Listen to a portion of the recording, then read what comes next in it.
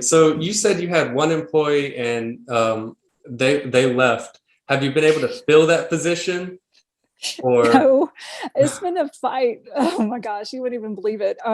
So she turned in her resignation before Christmas and said, maybe it was just right after Thanksgiving, somewhere along that area, and said that her last day was going to be January the 31st.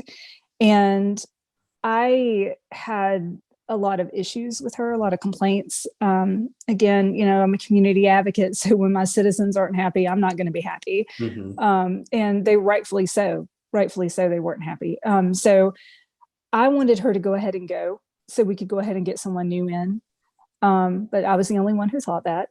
And then Newton brought up the whole dissolving the land bank, and that was a really nice distraction from us getting anything done towards finding an executive director and keeping this going. And what are we going to do? So it got sidetracked there. And no, to answer your question, we do not have an executive director right now. And we won't after the 31st. That's her last day. And it's an extremely stressful thing to think about for me. I don't know if the rest of the board's as stressed as I am, but I'm pretty stressed.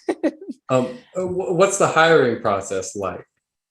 That's a very good question, because I think before here, now it was just kind of like, who did you know?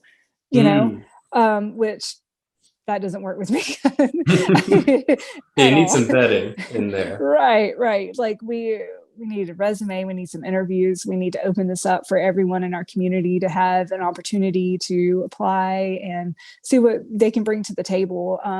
The job prior to this has always been a lawyer, and it's never worked out. So for me, I don't want a lawyer. I don't want anyone like that. I want someone who is not afraid to go into the community and knock on doors and work with the city, in the county too, but again, city appointed. So like working with them and moving our community forward.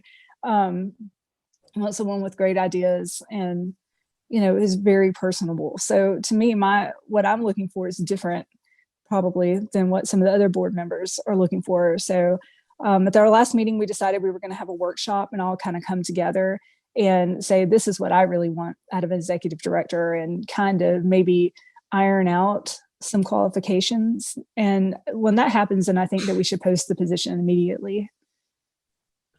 Okay, well, I sort of asked because you brought up the getting out into the community, and I was wondering if that's what that position would sort of be doing, and you kind of answered that because like one of my missions is fighting against monopolization, and we've seen the past couple of decades that really affecting communities, especially on the level of things like grocery stores, where Right. I know from asking my family and people who've lived here for generations that there used to be a variety of smaller grocery stores, some of them locally family owned, right?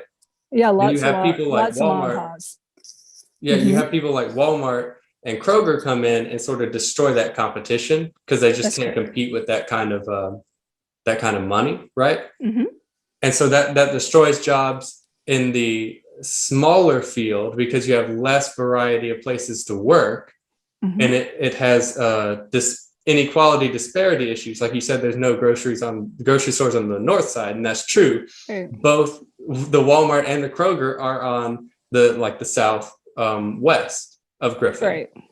and then it also has the issue of even the more middle class job field. You're not having those mom and pop generational wealth building stores Correct. pop up, you Correct. know.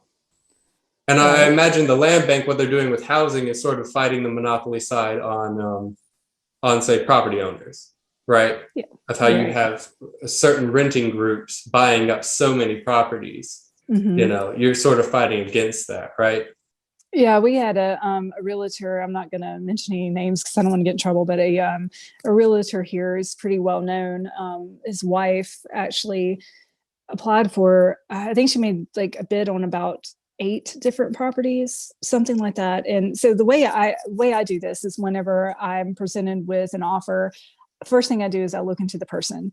let's see who you are, what else do you own, are your taxes good? Like, because that's the last thing I want to do is sell someone a property and they can't pay the taxes. It just comes right back to us. Like, that's counterproductive. So, I investigate a person, on a very minor level, but just enough where I can get a feel for what their actual purpose may be in purchasing the property. And she was red flag central because she had 25 properties and they were all rentals. And I was like, and she didn't even live here. She lived in Pike County. So I was just like, no, we're not going to do that. So I was the only one who just said that we should reject the offer. And the good thing about being on the board is that sometimes I come across as just like, no, we're not going to do this. And then someone says, well, wait, we need to talk to them first. And so it's always good to have that balance. So we invited them to have a conversation with us and they wouldn't come in and show up. So then I got to reject their offer. But, we run into that a lot, unfortunately. And proactive board members like that are very important because you see, she didn't come in and that's a clear sign of like, she was just looking for a quick money grab, right? That's correct. Yep. And so you said you're appointed by the city. Is it the elected officials that appoint you, or how did you get? Okay. Our commissioners, they appointed me. It was 6-1, I think. I think Brock voted against me, but that's okay. I don't even remember it. Well, that goes to show like how important electing local officials are, right? Like, yes, absolutely. You're going to get boards packed with people who either don't care or have interests in like sort of darker fields, dark money, if you don't have good elected officials, right? Because even though your position isn't elected, it's directly affected and decided by those who are.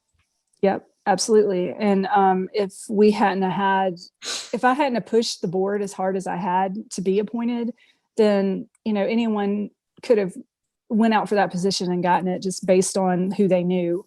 But I wanted to make sure that everyone knew who I was and what I stood for. That was the most important thing for me, is them to understand that I do have a cause on this board. This is what I want to see happen with the land bank. I do have direction, and this is where I want to see it go. Because a lot of times when people get appointed to local boards, they just kind of show up and serve, which is unfortunate because we do make a huge impact in the community. It starts at home and works its way up. So, I'm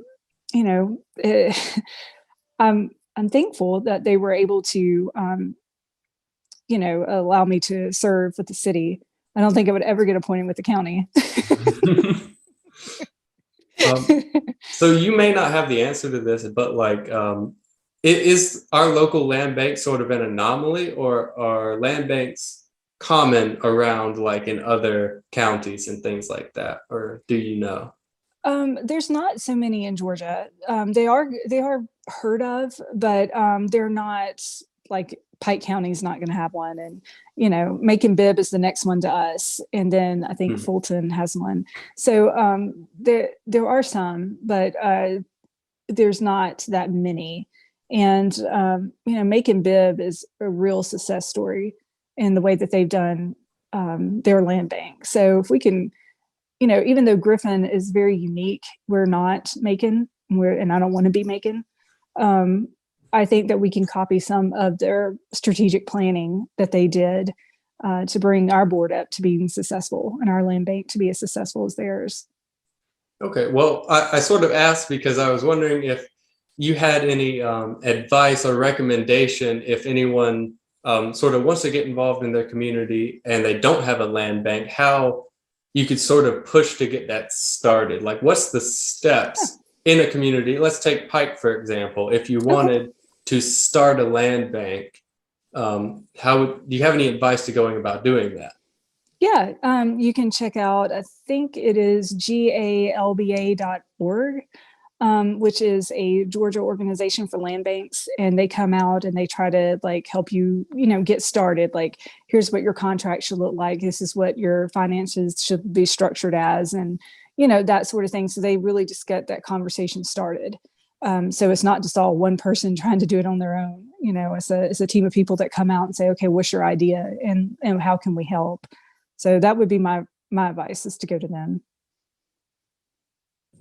All right. Well, I mean, yeah, that's really good advice, actually. That was georgialba.org, right? I believe I'm right on that. I will text you after this just to make sure, but I think it is. I know it's GALBA, and I can't remember if it's .com or .org, but I think it's .org. Okay. So Yeah, and I'll be sure to link all that information in the description, of course. great.